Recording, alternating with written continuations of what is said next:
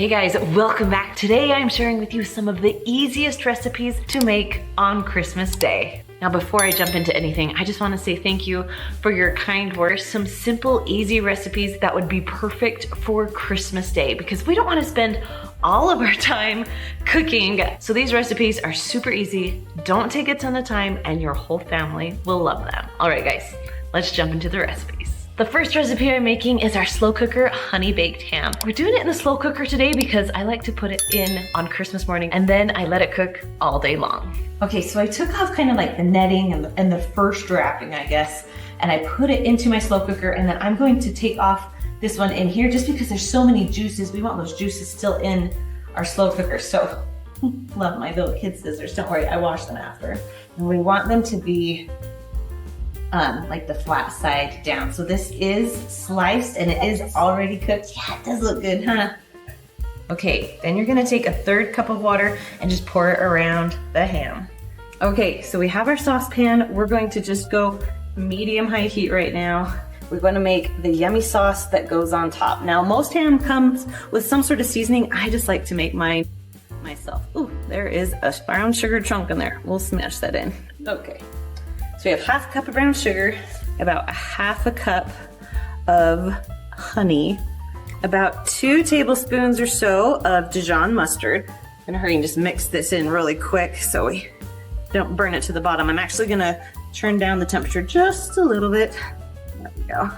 Okay, we'll add a few more seasonings. Okay, then we have 1/2 teaspoon of cinnamon we'll dump in there, and then a 1/4 teaspoon of nutmeg.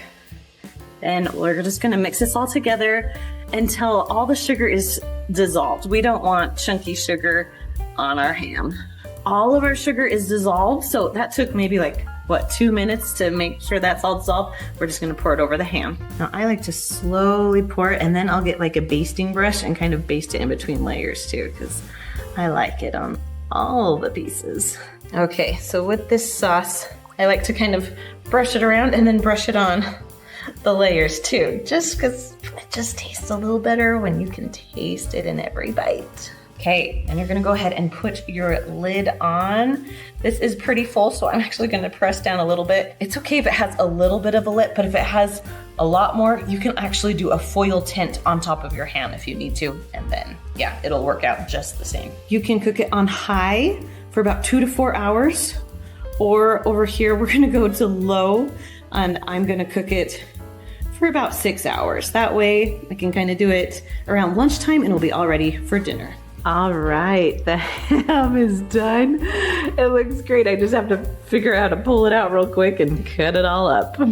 Okay, the next recipe I'm making is our ranch roasted potatoes. It only is 3 ingredients, so it's super fast and easy to throw together. Okay, so I'm gonna start with about 2 pounds of potatoes. I'm gonna finish cutting this up. Now it calls for russet potatoes, but I like to use red potatoes in this recipe.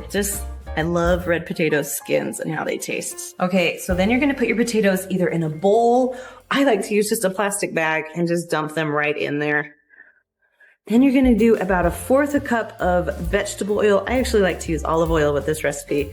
So we're just gonna do some olive oil. Take it off my little holder. If you've seen these, I use these a lot when I do freezer meals. It also works well for this recipe too.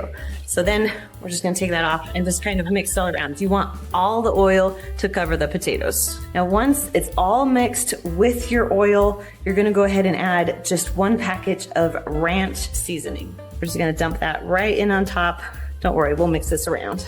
Go ahead and close that up again. And then just like you did before, we're just mixing it around. We're all ready to go. We're just gonna dump this onto our cookie sheet. Now you just wanna spread these around so it's a single layer of potatoes. They'll cook a lot faster that way. All right, you're gonna bake these at 450 for about 35 minutes. Okay, potatoes are done. All right, then we're just kind of scraping them, moving them around a little bit. Okay, the next recipe in our Christmas dinner is our apple cranberry walnut chopped salad. Now I love this because you literally can just throw everything together and it's all done. So first we're gonna start with 1 cup of craisins, right? Or dried cranberries. You wanna dump those in, Sarah? Mm-hmm. Very good. Okay, then 1 cup of chopped walnuts. These are kind of big walnuts, so you can chop them smaller if you want to, but I like them big. You wanna pour those in? Good job. And then we have about 8 slices of cooked baked, cut up bacon. You want to pour that into? We just use like the bacon bits here to make life a lot easier, right? Okay, so we actually started with about 8 cups of salad in here. So if you have 8 cups, then you'll want to use about 5 ounces of feta. That might seem like a lot, but it tastes really good. If you don't love feta, you don't have to add this in. Okay, next we just cut up 2 of our, pretty much your favorite apple. I wouldn't suggest using Granny Smith, it's a little too sour, but any other apple would work just fine. So we have 2 apples. I left the skin on because I like the skin. Okay, now one thing I love about this dressing is it's actually 2 dressings mixed. So we're gonna take some light balsamic and do about a 1/4 cup of this. Nice, and I'll just pour that into a bowl. And then this is my favorite. If you guys have not tried this before, I highly suggest it. It's called Brianna's, I'm not sure. It's the poppy seed dressing. So we're gonna do 3/4 cup of this. Then just go ahead and mix this together. I know it might sound weird mixing the dressings, but oh, it makes it taste so good. Okay, then we're just gonna pour the dressing on top and then mix it all together very carefully. I highly suggest using a big bowl. All done, ready. That literally took about 5 minutes. You need one more thing. I love making Instant Pot stuffing. Now, there are a few more ingredients in this one, but I'm gonna teach you a few simple things so it will make making it a whole lot easier. Okay, we're gonna first start by pushing the saute button. Sarah, you wanna push that one right there? Thank you. Good job. So while it heats up, we're gonna cut up all our vegetables. To simplify some steps, I like to get the chopped mushrooms, so I don't even have to chop those. And I love to get chopped onions, like have it all chopped, ready to go. All right, and then the celery that I got is all chopped, ready to eat, all washed, ready to go. So it makes it a whole lot easier too if you're trying to hurry on Christmas. Okay, so we just need about a cup of celery, so I have 4 here. We're just gonna chop them up. And I'm doing this backwards right now because so my hand's not in the way of the camera. So please ignore my cutting skills. Actually go the other way. It feels so awkward. And then we just have 2 apples that we're gonna chop up. I know that you can buy some chopped, but I don't like bagged apples. I like them fresh. Our Instant Pot is hot, so we're gonna add a 1/2 cup of butter and then wait until that melts all the way. All right, once your butter is all melted, we're gonna go ahead and dump in our onion. About 3/4 cup of mushrooms. So I'm just gonna eyeball it there. It's okay if you have a little more than what it says with mushrooms. I love mushrooms. Then we're just gonna dump in our 2 apples and then our cup of celery. Okay, and we need a little bit of seasoning. So we have 1/2 teaspoon of sage. Then we have a 4th teaspoon of thyme leaves and then a 4th teaspoon of pepper. Okay, then we're just gonna mix this all together and let it simmer for about 2 minutes. Okay, so I have 1 cup of water in here. I'm just gonna add 1 cup of chicken broth too. We want some liquid. Nice and easy in there. Then we're going to add this into our Instant Pot and heat up this liquid. That might take a minute or 2 just to get nice and hot. All right, once your liquid and everything's nice and hot, you're gonna add 10 ounces of your favorite stuffing. Then you just wanna make sure your stuffing is all the way wet with all the liquid. Okay, so we're gonna push cancel. We don't wanna unsaute anymore, but we do wanna keep warm. So that's how that stuffing's gonna cook. Okay, I'm still mixing this around to make sure everything is combined. We're gonna put the lid on and we're gonna let it cook, or I guess just stay on keep warm pretty much until you're ready to serve. So this has been on keep warm for about 30 minutes. I highly suggest that. So we're gonna pull this lid off. Oh, it's looking good. Everything is soft and everything's cooked through. I'm a fan. So growing up, my mom always made a delicious drink on Christmas.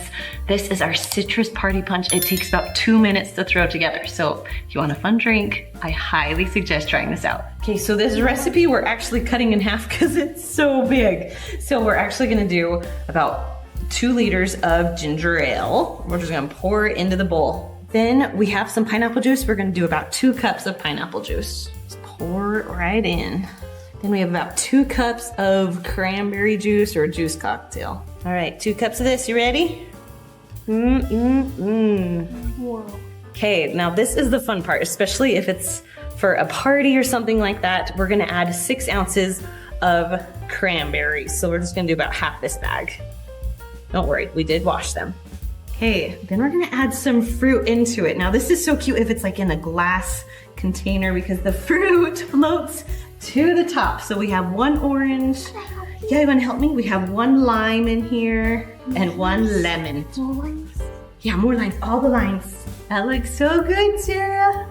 Now the last recipe I'm making is our Andes mint cookies. Now of course you need cookies for Santa, so this is actually the perfect recipe to make the night before so Santa can have some cookies and so you guys can have some cookies on Christmas. All you need is one package of Devil's Food Cake, so we're gonna just dump in that whole package. Then we just have half a cup of vegetable oil and then just 2 eggs.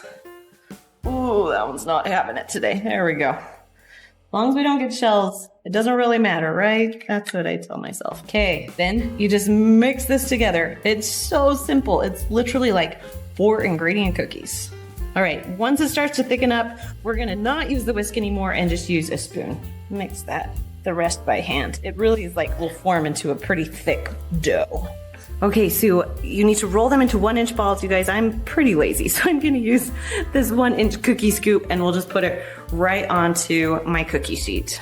All right, so we're gonna bake them at 350 for 6 to 9 minutes. I'm gonna check them at 6. So these came right out of the oven, so we're actually just gonna put an Andes mint right on top. Can you help me? Andes mint right on top, very gently. Good job. Okay, now if you waited too long and your cookies are not hot anymore, you can always stick these in the oven just for like another minute or so.